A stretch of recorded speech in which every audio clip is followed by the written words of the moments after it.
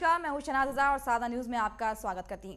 UP की राजनीति में समाजवादी पार्टी और बहुजन समाजवादी पार्टी पिछले 2 दशकों में कमोबेश शासन संभाल रही है। लोकसभा चुनाव में भी ये दोनों पार्टियां पहले और दूसरे नंबर पर रहती आई हैं, लेकिन इस बार के लोकसभा चुनाव ने दोनों पार्टियों के सारे समीकरणों की धज्जियां उड़ा दी। सपा ने जहां 4 सीटों पर कब्जा कर पाई, वहीं बीएसपी ने खाता भी नहीं खोला। दोनों ही पार्टियां अपने अपने स्तर पर इससे उबरने में जुटी हुई हैं। अब दोनों के सामने मिशन 2017 है।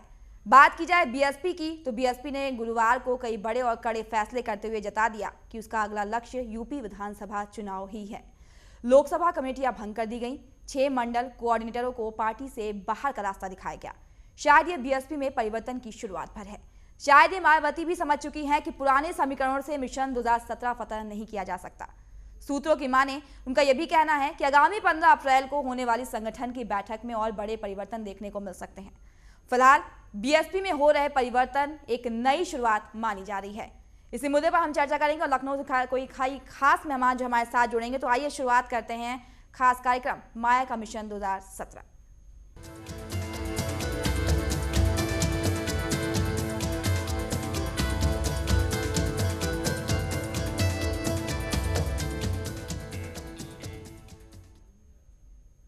मायावती का मिशन 2017। जी हां, बीएसपी भी यूपी में मिशन 2017 की तैयारियों में जुट गई है। गुरुवार को मायावती ने बड़ा फैसला लेते हुए प्रदेश की सभी लोकसभा क्षेत्र कमेटियों को भंग कर दिया। अब मायावती अगली बैठक 15 अप्रैल को करने वाली है, जिसमें नई कमेटियों के गठन किए जाएंगे। उम्मीद की जा रही है कि नई कमेटियों में युवा चेहरों को तरजीह दी जाएगी। मिशन 2017 की तैयारी में जुटी बीएसपी सुप्रीमो, लोकसभा कमेटियों को किया भंग, 6 मंडल कोऑर्डिनेटर पार्टी से निकाले गए। क्या मायावती के फैसलों से पार्टी को मिलेगा फायदा?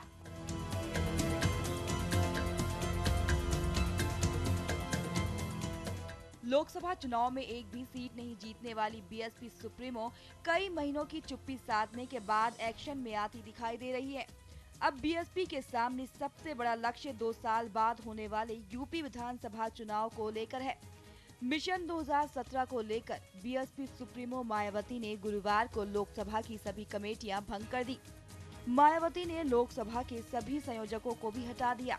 माना जा रहा है कि अब बसपा में युवाओं और नए चेहरों को तरजीह मिलेगी।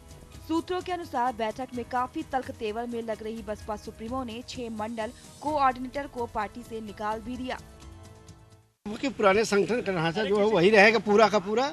लोकसभा कमेटी को भंग करके अब मजबूत संगठन बना दिया उन्होंने, और सबसे बड़ा अच्छा काम किया कि हर पदाधिकारियों की जिम्मेदारी और उनके कार्य को बंटवारा किया है, जिससे संगठन और सुदृढ़ हो जाएगा। बस इसी को अब 15 अप्रैल को पार्टी संगठन को लेकर बैठक होगी, जिसमें चर्चा है कि नए चेहरों को मायावती प्रमोट करेगी।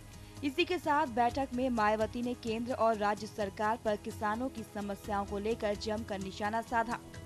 उन्होंने सपा सरकार के 3 साल के कार्यकाल को बेहद निराशाजनक, जंगल राज तथा अफरा तफरी भरा बताया। बीएसपी की इस अहम बैठक में नसीमुद्दीन सिद्दीकी, स्वामी प्रसाद मौर्य, रामअचल राजभर सहित कई बड़े नेता मौजूद थे। फिलहाल ये कहना गलत नहीं होगा कि बीएसपी सुप्रीमो के कड़े फैसले बताते हैं कि लोकसभा चुनाव में पार्टी की हार को लेकर मायावती कितनी गंभीर है। अखिल सिद्दीकी की रिपोर्ट, सादा न्यूज, लखनऊ। जी हाँ, मिशन 2017 में जुट गई है मायावती, और जिस तरीके से उन्होंने कई लोकसभा की कमेटियां भंग करके नई कमेटियों का गठन किया है, उसमें अब सवाल ये उठता है कि मिशन 2017 में कितनी फतह कर पाएगी मायावती। और इस वक्त इस चर्चा पर हमारे साथ वरिष्ठ पत्रकार मुकेश अलग जी जुड़ चुके हैं। मुकेश जी, स्वागत है आपका सादा न्यूज के इस खास कार्यक्रम में। धन्यवाद। मुकेश जी, यहाँ पर सवाल ये उठता है कि जिस तरीके से यहाँ पर बैठक की गई मायावती के द्वारा और जिस तरीके से यहाँ पर परिवर्तन देखने को मिला, तो क्या ये जो नया परिवर्तन है पार्टी की एक नई शुरुआत मानी जाए? बिल्कुल सही आपने कहा, ये परिवर्तन ही है, और जब मायावती कुछ परिवर्तन करती है तो उसके नतीजे कुछ अच्छे ही आते हैं। फिलहाल जो उन्होंने तैयारियां शुरू की है, उसमें प्रथम चरण में इन्होंने जो एक किया है कि प्रथम चरण में बूथ और सेंटर को ये में जान फूंक रही हैं, और ये जान कितनी मजबूत होती है 3 महीने के अंदर देखा जाएगा। 3 महीने के बाद आगे की जो रणनीति बनेगी उस पर ही आधारित होगी अगला मिशन मायावती जी का। मुकेश जी, अपने जानिए जिस तरीके से 15 अप्रैल को ये नई बैठक होने वाली, इस बैठक में कई अहम बड़े फैसले लिए जाएंगे, जहां तक के सूत्रों के हवाले से खबर भी है कि नए चेहरों को ज्यादा यहां पर तरजीह दी जाएगी। क्या लगता है आपको, क्या कुछ नया होगा 15 अप्रैल को होने वाली बैठक पे? बिल्कुल नए चेहरों के शहनाज, बिल्कुल नए चेहरों को तरजीह दी जाएगी, इसमें जी। कोई दो राय नहीं है। मायावती अब एक नए सोशल इंजीनियरिंग की तरफ बढ़ रही हैं। जी। पिछले जो लोकसभा विधानसभा के चुनाव हुए थे, जिनमें इन्होंने पूर्ण बहुमत प्राप्त किया था, उस समय भी एक नए सोशल इंजीनियरिंग पर काम किया था उन्होंने, और एक नई समीकरण बनाई थी दलित और ब्राह्मण का। इस बार जो आप मीटिंग होने जा रही है, जो आगे के कार्यक्रम हो रहे हैं, उसमें भी मायावती जी एक नए सोशल इंजीनियरिंग की तलाश कर रही हैं, और जाहिर सी बात है कि इस सोशल इंजीनियरिंग में युवाओं का बहुत जबरदस्त भागीदारी होगी। शहनाज, मुकेश जी, मतलब ये मान लिया जाए कि जिस तरीके से अब तक जो है वरिष्ठ लोगों को अपनी पार्टी में जगह देती आई हैं, नई जिम्मेदारियां देती हुई हमेशा से आई हैं मायावती, अब उन्हें भी लगने लगा है कि जो वरिष्ठ लोग हैं उनसे कहीं ज्यादा बेहतर जो है वो युवा कर सकते हैं, और युवा लोगों को आकर्षित करने के लिए काफी अच्छी रणनीति के रूप में उभर के आएंगे। सही है शहनाज जी, बिल्कुल सही है। जब युवा आएंगे तो जाहिर सी बात है उसमें एक नई ताकत होगी, एक नया फोर्स होगा, और नए फोर्स जो डिलीवरी देंगी वो पुराने फोर्स नहीं दे सकती हैं। इसलिए मायावती का मिशन सक्सेस होना इस पर भी निर्भर करता है कि कितना युवाओं को यह स्थान देती हैं। जाहिर सी बात है मैक्सिमम युवा चेहरे आएंगे ही आएंगे, इसमें कोई दो राय नहीं है। शहनाज जी। मुकेश जी, अहम सवाल यहाँ पे ये भी उठता है कि जिस तरीके से पुराने समीकरण पर अब तक जो है बसपा काम करती हुई नजर आ रही थी, अब क्या मायावती ये समझ चुकी है कि जो पुराने समीकरण हैं उस पर अब पार्टी आगे नहीं बढ़ सकती, क्योंकि लोकसभा चुनाव के जो रिजल्ट है वो सबके सामने हैं? जी जी, बिल्कुल सही कहा शहनाज आपने कि मायावती जी को यह महसूस जरूर हो रहा है कि अब हम पुराने सोशल इंजीनियरिंग को लेकर नहीं चल सकते हैं, इसलिए अब उनको एक नए सोशल इंजीनियरिंग की तरफ बढ़ना पड़ेगा। और समझा यह जा रहा है कि इस नए सोशल समीकरण में यह दलित और प्रजा समाज को ज्यादा तरजीह देंगे। प्रजा समाज में आप ये मान के चलिए कि यादव और कुर्मी को छोड़ करके बचिए जो लोग होते हैं, इसमें जाति के लोग हैं प्रजा समाज में, जैसे नाई हैं, लोहार हैं, माली हैं, इस तरह की जातियों को ज्यादा तरजीह दे देंगी। और ये नया सोशल इंजीनियरिंग जो होगा, ये निश्चित रूप से मायावती को उनके मुकेश जी, आपको यहाँ पर रोकना चाहेंगे। इस वक्त फोन लाइन पर हमारे साथ नेता प्रतिपक्ष स्वामी प्रसाद मौर्य जी जुड़ चुके हैं। स्वामी प्रसाद जी, आपका स्वागत है साधना न्यूज में। थैंक यू जी।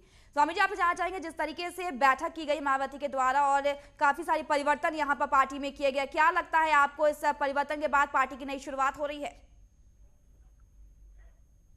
2017 के विधानसभा चुनाव की तैयारी में हम अपने संगठन को चुस्त दुरुस्त कर रहे हैं, और स्वाभाविक रूप से क्योंकि बहुजन समाज पार्टी उत्तर प्रदेश में एक मजबूत विकल्प के रूप में अपना स्थान रखती है जी, तो जन आकांक्षाओं को देखते हुए समाजवादी पार्टी के गुंडाराज और भारतीय जनता पार्टी के तमाम उन असफलताओं के चलते जो आज जनता में नाराजगी है, उसको देखते हुए बहुजन समाज पार्टी इन सभी मुद्दों पर हर प्रकार की लड़ाई लड़ करके जनता के बीच में जाएगी, और समाजवादी पार्टी भारतीय जनता पार्टी के उन काले चिट्ठों को खोलने का काम करेगी जिन फर्जी घोषणाओं के बलबूते पर जनता को धोखा देकर के सरकारें तो बनाई जी, लेकिन अपने सभी चुनावी वायदों घोषणाओं पर ये झूठे साबित हुए, और इसको जनता भी अच्छी तरह समझ चुकी है, और हम भी जनता के साथ खड़े होंगे और बीच में उसे जा करके कैडर कैंप के माध्यम से इनकी सारी कमियों को उजागर करने का काम करेंगे। जी। मौर्य जी, आप जानना चाहेंगे कि 15 अप्रैल को जो बैठक होने वाली उसमें क्या कुछ नया आएगा, क्या रणनीति 2017 के चुनाव को लेकर यहाँ पर सामने आने वाली, और पार्टी किस तरीके से यहाँ पर प्रेजेंट करेगी खुद को? 15 अप्रैल को स्वाभाविक रूप से पार्टी की कुछ आंदोलनात्मक रणनीति बनेगी जी, और उसकी रूपरेखा क्या होगी उसी दिन बहुजन समाज पार्टी की राष्ट्रीय अध्यक्ष सुश्री बहन माती जी उसको खुलासा करेंगी। जी।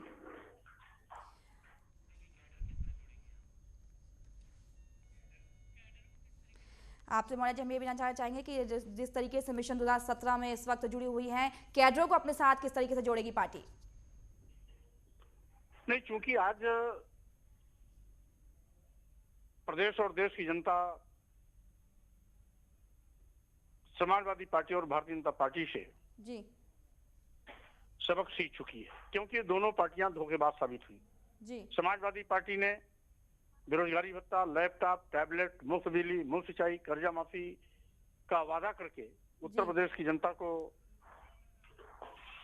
धोखे में रख करके विश्वास मत हासिल किया, सरकार बनाई और आज सभी की सभी चुनावी घोषणाएं उसकी रद्दी की टोकरी में चली गई।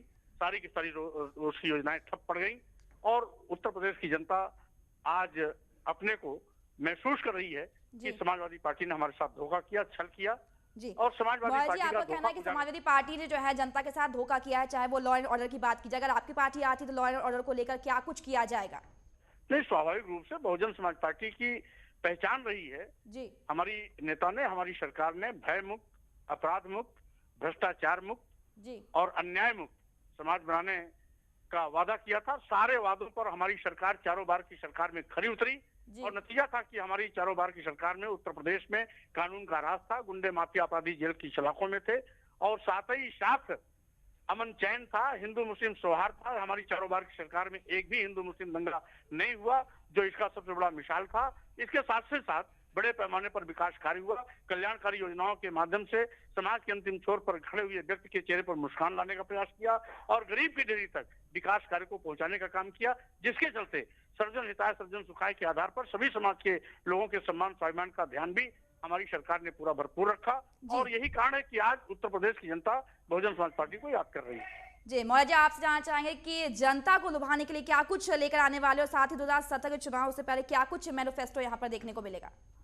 वही बात, जहां तक लुभाने का काम तो समाजवादी पार्टी और भारतीय जनता पार्टी ने किया और लुभाने के नाम पर धोखा करने में बहुजन समाज पार्टी यकीन नहीं करती। बहुजन समाज पार्टी जो कहती है उसे करके दिखाती है। अगर हमारी नेता ने और हमारी पार्टी ने अगर कहा कि हमारी सरकार में कानून का राज होगा, गुंडे माफिया अपराधी जेल की सलाखों में होंगे, तो उसको हमने करके दिखाया।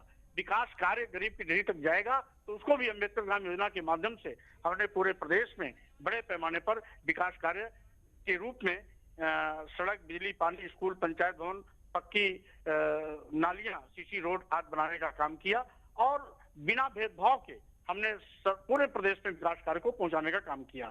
यही नहीं, हमने हिंदू मुस्लिम सौहार्द भी स्थापित किया और नतीजा था कि चारों बार सरकार में एक भी दंगा नहीं हुआ। यानी सभी मुद्दों पर हमारी सरकार ने और हमारी नेता ने जो कहा उसे पूरा करके दिखाया। हम समाजवादी पार्टी और भारतीय जनता पार्टी की तरह आचरण नहीं करते। कोई कहता है हम अच्छे दिन लाएंगे, अच्छे दिन के नाम पर वो बुरे दिन का आगाज किया और बड़े पैमाने पर आज महंगाई चरम सीमा पर है। भारतीय जनता पार्टी सभी मुद्दों पर फेल है और मोदी का जादू पूरा का पूरा खत्म हो चुका है। आज उनका सारे का सारा करिश्माई जो व्यक्तित्व था आज वो मटिया मेट हो चुका है और इसी प्रकार से समाजवादी पार्टी का भी यहाँ पर धोखा उजागर हो गया है और उत्तर प्रदेश की जनता ठगी महसूस कर रही है। जब प्रदेश और देश की जनता इन दोनों पार्टियों से जो सत्ता में हैं उनसे अपने को ठगी महसूस कर रही है, तो स्वाभाविक रूप से उस जनता के सम्मान स्वाभिमान को देखते हुए बहुजन समाज पार्टी अपने उत्तरदायित्व को निभाने के लिए सड़कों पर आएगी और विकल्प के रूप में हम इस गुंडा राज से और धोखेबाजों के छलावे से बहुजन समाज पार्टी उत्तर प्रदेश की जनता को निजात दिलाएगी और कानून राज स्थापित करके हम यहाँ पर फिर से गुंडे माफिया अपराधियों का खात्मा करेंगे, अमन चैन स्थापित करेंगे, हिंदू मुस्लिम सौहार्द स्थापित करेंगे और बड़े पैमाने पर विकास कार्य करा करके प्रदेश की जनता की अपेक्षाओं पर खड़ा उतरने का हम भरपूर प्रयास करेंगे। चलिए स्वामी फजल मोहल्ला जी, हमारे साथ जुड़ने के लिए आपका बहुत बहुत शुक्रिया। मिशन 2017 में जुड़ गई हैं मायावती। फिलहाल क्या कुछ नया होगा बैठक के बाद ही पता चलेगा। फिलहाल हम यहाँ रुकेंगे छोटे से ब्रेक के लिए।